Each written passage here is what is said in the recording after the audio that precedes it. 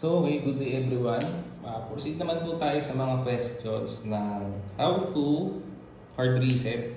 Okay? So, bakit ba na hard reset si camera or si B383 Q6 Pro? Okay? So, usually, mga nagiging problem lang ito. For example, nagkaroon ng problem dun sa application. Yan, nakalimutan yung mga password na nilagay nyo. Ang pinaka number one step po dun is to hard reset. Okay? And then, for example, nagpalit kayo ng Wi-Fi password nyo. Siyempre, si camera nakakonect kay Wi-Fi password.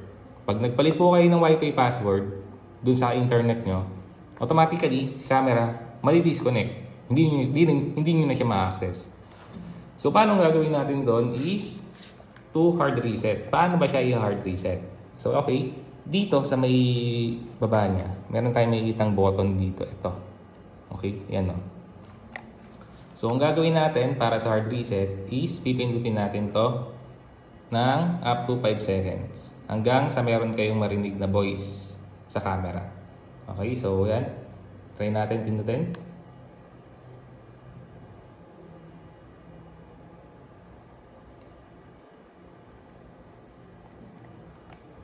Restore factory default setting.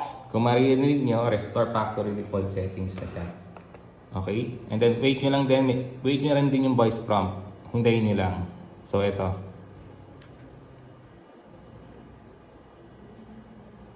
Please scan the QR code with the camera to connect to the Wi-Fi. So yun, once na narinig nyo na yun, kung ibig sabihin already reset na si camera, kumaga-fresh na ulit siya, proceed ulit tayo dun sa first installation step para ayun, ma-connect ulit natin si camera dun sa ating cellphone or dun sa ating application.